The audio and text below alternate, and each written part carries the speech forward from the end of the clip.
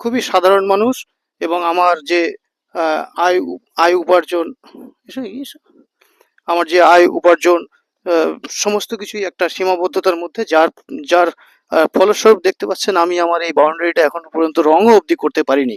আমার বলার বক্তব্য দিকে ধরো, আমার বলার বক্তব্য একদম পরিষ্কার যে এই যে আসন্ন নির্বাচন আসছে, আহ, আপনারা কেউ, কোনো কোনো একটা নির্দিষ্ট রাজনৈতিক দল নয়, কোনো রাজনৈতিক দলের বা অন্য কোনো সংস্থার কেউ আমার এই ওয়ালে বিজ্ঞাপন দেবেন না।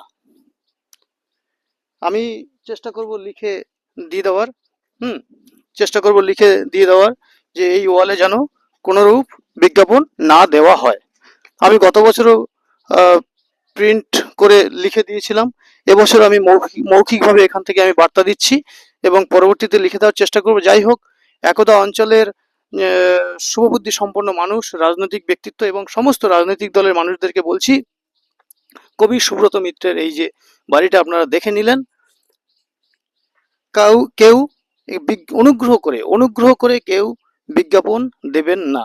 আমি অনুরোধ করছি, কোনো রাজনৈতিক দল, কোনো সংস্থা কেউ বিজ্ঞাপন দেবেন না। বিশেষ করে আজকে সোশ্যাল মিডিয়া, ডিজিটাল প্ল্যাটফর্ম এবং নানান জায়গায় ওয়েবকাস্টিং এ সমস্ত জায়গায় যে হারে বিজ্ঞাপন হচ্ছে, তারপরেও আমার মনে হয় সবসময় দেওয়ালে লেখাটা যে জরুরি, বা সেটা না হলেই নয়, এমনটা পরিস্থিতিতে দেখি একদিকে, এমনটা পরিস্থিতিতে আর নেই।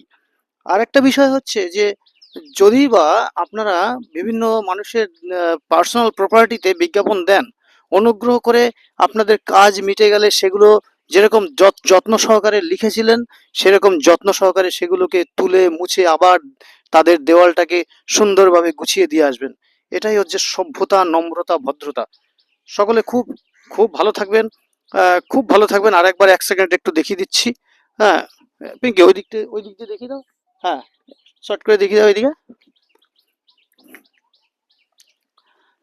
আর একবার দেখে নিন ওয়ালটা, লোকেশনটাও আপনারা বুঝতে পারবেন। হ্যাঁ, এই যে একটা গেট, এখান থেকে এদিকে একটা রাস্তা চলে গেছে।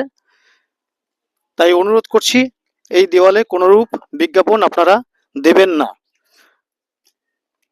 আর বিস্তারিত কিছু বলবো না, বক্তব্য দীর্ঘায়িত হয়ে যাবে। পরবর্তীতে অন্য কোনো বক্তব্যে কথাবার্তা দেখা হবে। খুব খুব ভালো থাকবেন, ধন্যবাদ।